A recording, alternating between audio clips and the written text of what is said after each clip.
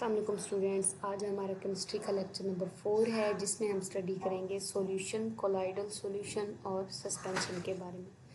तो चलिए स्टार्ट करते हैं सॉल्यूशन से। सॉल्यूशन को पढ़ने से पहले आपका सोल्यूट और सॉल्वेंट के बारे में कंसेप्ट क्लियर होना ज़रूरी है। तो सोल्यूट क्या होते हैं? The components of the solution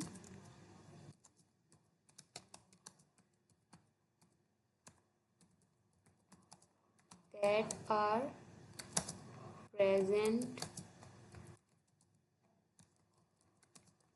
in smaller amount, उनको हम क्या कहते हैं? सॉल्यूट्स कहते हैं। और जो हमारे पास सॉल्वेंट्स होते हैं वो क्या होते हैं? The components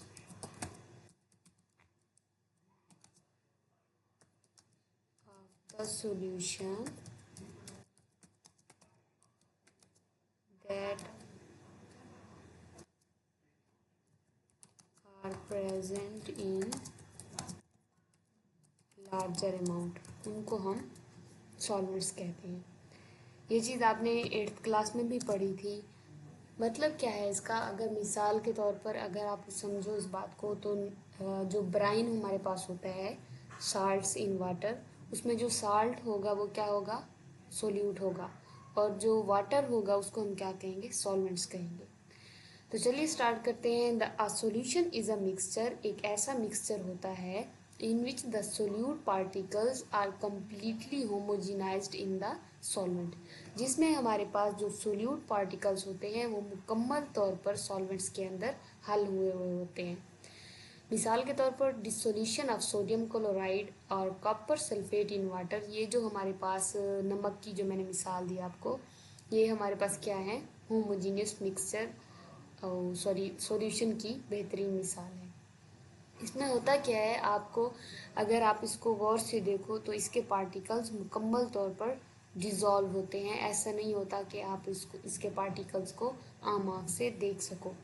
the solute particles in such a solution can not be seen by the naked आई, आप इनको आम आँख से नहीं देख सकते। ये इस कदर तक अपने सॉल्वेंट के अंदर हल हो चुके हुए होते हैं। If a solution is filtered, अगर आप सॉल्यूशन को फिल्टर करो फिल्टर पेपर से, फिल्टर पेपर में से गुजारो, these particles pass through the pores of the filter paper, ये फिल्टर पेपर के पोर्स के अंदर से गुजर जाते हैं। मतलब क्या है? कोई रेजिड्यू फिल्टर पेपर के ऊपर बाकी नहीं रहता, ये सॉल्वेंट के साथ ही उसके पोर्स में से पास आउट हो जाते हैं। Such solution is called true solution, इनको हम ट्रू सोल्यूशंस कहते हैं। जबकि हमारे पास जो सस्पेंशन और कोलाइडल सोल्यूशन होती है, ये ट्रू सोल्यूशन नहीं होते। A suspension, on the other hand, is a mixture in which the solute particles do not dissolve in the solvent. जो हमारे पास कोलाइडल सॉल्यूशन होते हैं उसके अंदर क्या होता है? सॉल्वेंट सोल्यूट जो होता है सॉल्वेंट में मुकम्मल तौर पर हल नहीं हुआ होता। We can actually see these particles, हम इन पार्टिकल्स को आसानी से देख सकते हैं। अगर आपको मैं मिसाल दूं मेडिसिन के हवाले से, जो सिरप हमारे पास होते हैं वो सस्पेंशन की बेहतरीन मिसाल है। अगर आप उनको गौर से देखो तो उनके अंदर छोटे छोटे पार्टिकल्स जो होते हैं आपको एक आम आँख से भी नज़र आ रहे होते हैं। इसका क्या होता है? थोड़ी देर के बाद ये जो पार्टिकल्स होते हैं सेटल डाउन हो जाते हैं, नीचे चले जाते हैं। If a suspension is kept for some time, अगर थोड़ी देर के लिए आप सस्पेंशन को रख दो, the particles settle down, particles क्या होंगे? सेटल डाउन हो जाएंगे, नीचे चले जाएंगे। Again if this suspension is filtered, अगर आप फिल्टर पेपर में से गुजारो तो क्या होगा? The particles in it can not pass through the pores, ये जो पार्टिकल्स होंगे पोर्स में से नहीं गुजर सकते, फिल्टर पेपर के जो छोटे छोटे सुराख होते हैं उसमें से नहीं गुजर सकते। And can be collected as a residue, और ये फिल्टर पेपर के ऊपर रह जाते हैं। A mixture of the chalk in water is an example of the suspension, जो चाक की मिसाल है, पानी के अंदर भिगो के रखो तो ये सस्पेंशन की बेहतरीन मिसाल है। मिसाल के तौर पर अगर आप इसको छलनी में से भी गुजारो इवन के, तो ये जो चाक होगा ये उसके ऊपर रह जाएगा। नेक्स्ट हमारे पास है colloidal solution. Besides a true solution and a suspension और ट्रू सॉल्यूशन के अलावा there is a third form of solution called colloidal solution. जो थर्ड फॉर्म है वो कौन सी है? कोलाइडल सॉल्यूशन की है। In this type the solute particles do not homogenize with the solvent. इसके अंदर जो हमारे पास सोल्यूट पार्टिकल्स होते हैं वो आसानी इतना ज़्यादा होमोजेनाइज मतलब अच्छे से डिज़ोल्व नहीं हुए होते जितना के ट्रू सॉल्यूशन के अंदर होते हैं। These particles are a little bit bigger than the solute particles. इसके जो पार्टिकल्स होते हैं सॉल्यूशन के अंदर पाए जाने वाले जो सोल्यूट पार्टिकल्स होते हैं उनसे बड़े होते हैं, but not big enough to be seen with the naked eye. लेकिन इतने बड़े नहीं होते कि इनको आम आँख से आप देख सको। Like the particles present in a suspension, जैसा कि सस्पेंशन में होता है। मतलब क्या हुआ इस बात का, अगर हम इसको सिंप्लीफाई करें तो सॉल्यूशन के जो पार्टिकल्स होते हैं वो इतना अच्छे से डिज़ोल्व होते हैं कि वो नज़र ही नहीं आते आम आँख से। और जो सस्पेंशन के अंदर होते हैं पार्टिकल्स सॉल्यूट पार्टिकल्स वो इतना बड़े होते हैं कि आप उनको आम आँख से भी देख सकते हो। जो हमारे पास कोलाइडल सॉल्यूशन के सोल्यूट पार्टिकल्स होते हैं वो उनका साइज इंटरमीडिएट होता है between solution and suspension solute particle. लेकिन ये भी इतने बड़े नहीं होते इसकी तरह कि आप इनको आम आँख से देख सको, और ये इतना अच्छे से इसकी तरह अच्छे से डिज़ोल्व नहीं हुए होते। If kept for some time, इसको भी अगर आप चंद देर के लिए रख दो, the particles of the colloidal solution do not settle down. इसके पार्टिकल्स भी सेटल डाउन नहीं होते। ऑन फिल्ट्रेशन पर क्या होगा? These particles pass through the filter paper like the particles of the true solution. True solution के solute particles की तरह इसके पार्टिकल्स भी फिल्टर पेपर में से गुजर जाएंगे, मीन्स के कोई रेजिड्यू पीछे नहीं रहेगा। Starch solution and the white of an egg are the common example of colloidal solution. जो स्टार्च सॉल्यूशन होता है हमारे पास और जो एग का वाइट पार्ट होता है वो क्या है? कोलाइडल सॉल्यूशन की बेहतरीन मिसालें हैं। नेक्स्ट हमारे पास क्या है? Formation of unsaturated and saturated solution. Saturated और अनसेचुरेटेड सॉल्यूशन को बनाना। सबसे पहले हम देख लेते हैं अनसेचुरेटेड सॉल्यूशन क्या होते हैं और सेचुरेटेड सॉल्यूशन क्या होते हैं। The solution is called an unsaturated solution, जिसमें क्या होगा? In which can dissolve more amount of the solute at a particular temperature. जो किसी खास टेम्परेचर के ऊपर ज़्यादा से ज़्यादा सोल्यूट पार्टिकल्स को डिजॉल्व कर सकता हो, उसको हम क्या कहते हैं? अनसेचुरेटेड सॉल्यूशन कहते हैं। जबकि जो सैचुरेटेड सॉल्यूशन होगा वो क्या होगा? In which the maximum amount of the solute has been dissolved in the particular amount of the solvent at a particular temperature. किसी खास टेम्परेचर पर इतना ज़्यादा सोल्यूट जो होता है हल हो चुका होता है कि अब इतनी गुंजाइश ही नहीं, इसकी गुंजाइश ही बाकी नहीं रहती कि आप उसके अंदर मज़ीद सोल्यूट को डिज़ोल्व कर सको। तब जो सॉल्यूशन बन जाता है उसको हम क्या कहते हैं? सैचुरेटेड सॉल्यूशन कहते हैं।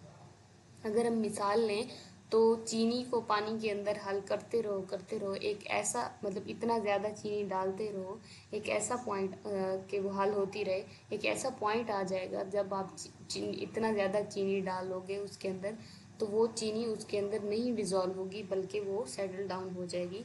तब जो हमारे पास सॉल्यूशन बनेगा कि इतना ज़्यादा मिकदार में सॉल्वेंट के अंदर डिज़ोल्व हो चुका है कि अब उसकी गुंजाइश नहीं है मज़ीद सॉल्यूट को डिज़ोल्व करने की। तब जो हमारे पास सॉल्यूशन आएगा उसको हम क्या कहेंगे? सैचुरेटेड सॉल्यूशन कहेंगे। Take about 100 gram of water in a beaker. किसी बीकर के अंदर 100 ग्राम पानी लो। Add to it 5 gram of table sugar. उसके अंदर 5 ग्राम क्या डालो? शुगर डाल दो। एंड स्टिर इट, और फिर इसको मिक्सअप करो। The sugar will dissolve in water. Sugar क्या होगी? पानी में डिज़ोल्व हो जाएगी। Then add another 5 gram of sugar and stir. और चम्मच डालो उसके अंदर शुगर का, तो क्या होगा? दिस विल आल्सो डिसॉल्व, ये भी डिज़ोल्व हो जाएगी। This solution is called an unsaturated solution. इस सोल्यूशन को हम अनसेचुरेटेड सोल्यूशन कहते हैं। ये कौन सा सोल्यूशन है? ये ऐसा सोल्यूशन है जिसके अंदर अभी भी गुंजाइश बाकी है कि आप उसके अंदर क्या करो? सोल्यूट को मज़ीद डिज़ोल्व कर सको। Continue adding sugar in the above solution. अब क्या करो? इसके अंदर मज़ीद शुगर डालते रहो। As the quantity of the sugar in water increases, जैसे जैसे शुगर की क्वांटिटी इंक्रीज होती जाएगी its dissolution will become more difficult, इसका जो डिज़ोल्व होना है वो क्या होता जाएगा, मुश्किल होता जाएगा।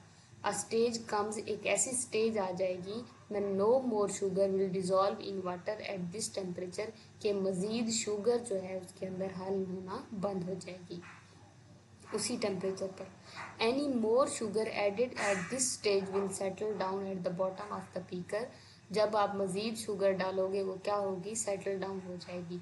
This solution is called a saturated solution at a particular temperature of the process, उसको हम क्या कहेंगे, एक सैचुरेटेड सॉल्यूशन कहेंगे।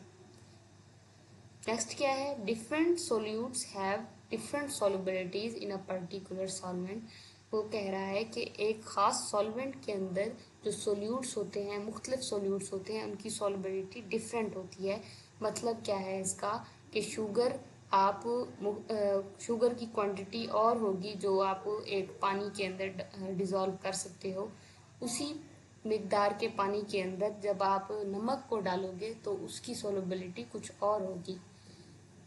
For example if the solution of the table sugar and sodium chloride are prepared, मिसाल के तौर पर अगर हम शुगर और जो सोडियम क्लोराइड है इसका वाटर सॉल्यूशन प्रिपेयर करें तो क्या होगा, इट इज़ फाउंड, ये देखा गया है that's 36 gram of sodium chloride, जो नमक हमारे पास है वो क्या होगा, सिर्फ और सिर्फ 36 ग्राम जो है ना वो डिज़ोल्व हो पाएगा कितने में, 100 gram of water at 20 degree Celsius.